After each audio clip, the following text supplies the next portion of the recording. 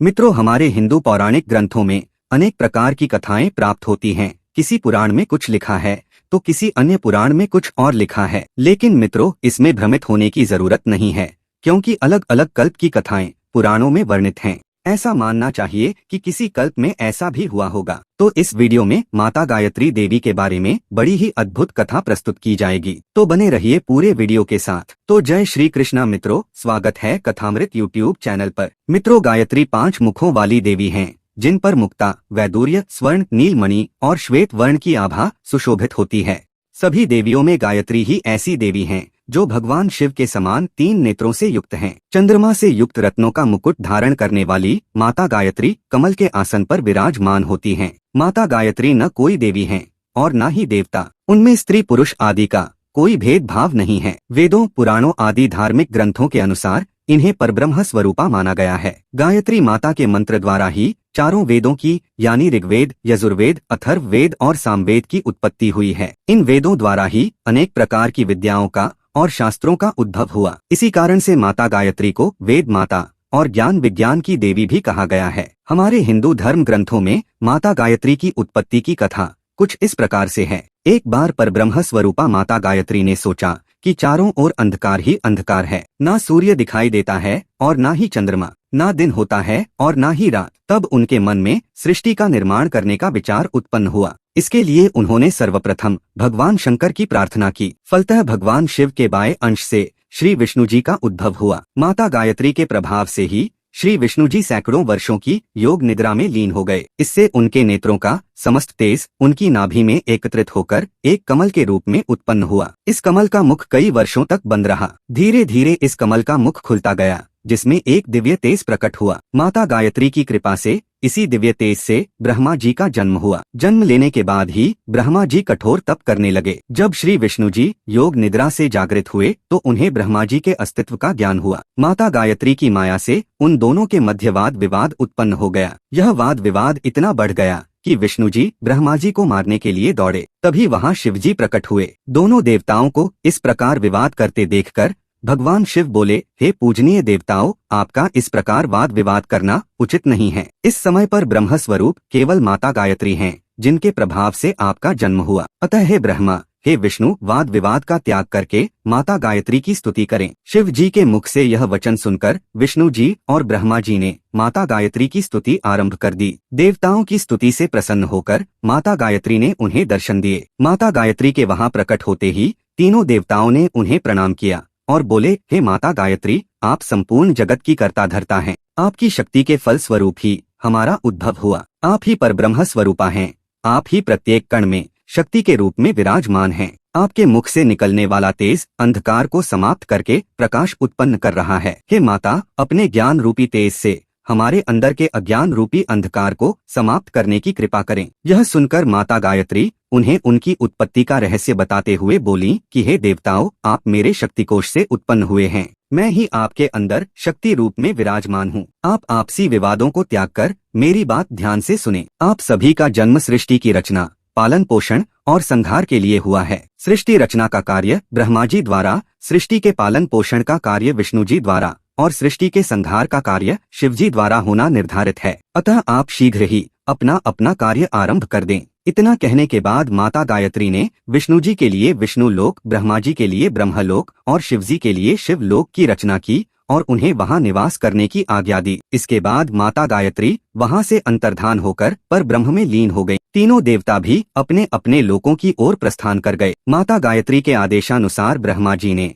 अनेक प्राणियों की, पेड़ पौधों की और नक्षत्रों आदि की रचना आरंभ की, किंतु इनमें जीवन का अभाव था। अतः ब्रह्मा जी को सृष्टि रचना से अरुचि होने लगी। इस समस्या के समाधान के लिए ब्रह्मा जी ने माता गायत्री का स्मरण किया। माता गायत्री के वहां प्रकट होने पर ब्रह्मा जी बोले कि हे परम पूजनीय माता, आपकी आज्ञा के अनुसार मैंने सृष्टि रचना का कार्य आरंभ कर दिया है, किंतु मेरे द्वारा रचे गए प्राणियों में प्राणों का अभाव है, जिसके कारण सृष्टि का चक्र पूर्ण रूप से नहीं चल पा रहा है। अतः आप मेरी सहायता करें, जिससे मैं अपने कार्य को पूर्ण कर सकूं। ब्रह्मा जी की विवशता को समझते हुए माता गायत्री बोली कि हे ब्रह्मदेव, आप इस प्रकार विचलित ना हो। शीघ्र ही मेरा एक अंश सूर्य देव के मुख से प्रकट होगा, जो आपकी पत्नी के रूप में स्थापित होकर सृष्टि रचना में आपकी सहायता करेगा। माता गायत्री के कथन को सुनकर ब्रह्मा जी ने सूर्य देव का आह्वान किया। सूर्य देव वहाँ प्रकट हुए और माता गायत्री को तथा ब्रह्मा जी को प्रणाम करते हुए बोले कि हे माता गायत्री, कृपया आज्ञा दें, मैं आपकी क्या सहायता कर सकता हूँ। सूर्य देव की जिज्ञासा शांत करते हुए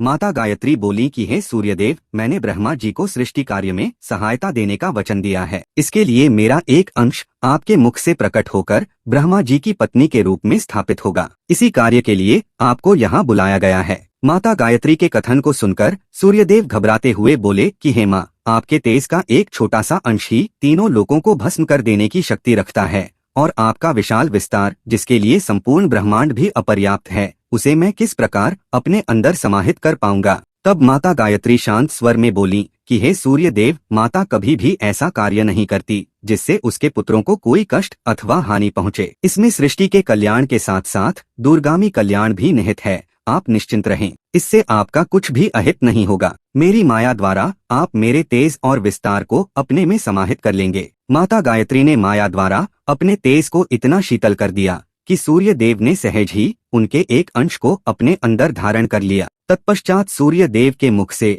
एक तीव्र प्रकाश पुंज प्रकट हुआ। क्षण भर के बाद ही उस प्रकाश पुंज में से कमल पुष्प के आसन पर विराजमान एक देवी प्रकट हुई। इस देवी के 5 मुख और 3 नेत्र थे। 10 भुजाधारी माता गायत्री के मस्तक पर चंद्रमा से युक्त रत्नों का एक भव्य मुकुट सुशोभित था। मित्रों, सूर्य देव का एक नाम सविता है, और सविता अर्थात सूर्य देव के मुख से उत्पन्न होने के कारण माता गायत्री को सावित्री भी कहा जाता है। माता गायत्री के अवतार धारण करने का समाचार सुनकर भगवान विष्णु, शिव जी व अन्य देवगण वहां उपस्थित हुए और उन पर पुष्पों की वर्षा करते हुए उनकी स्तुति करने लगे। तत्पश्चात ब्रह्मा जी को बारात सहित आने के लिए निमंत्रित करके सूर्यदेव देवी गायत्री के साथ वहां से विदा हो गए। सूर्यदेव से विवाह का निमंत्रण पाकर देवताओं ने ब्रह्मा जी और देवी गायत्री के विवाह की तैयारी आरंभ कर दी। निश्चित मुहूर्त पर ब्रह्मा जी की बारात ने सूर्य लोक की ओर प्रस्थान किया। ब्रह्मा जी के विवाह में सभी देवगण सम्मिलित हुए। इस प्रकार धार्मिक विधानों के अनुसार ब्रह्मा जी का विवाह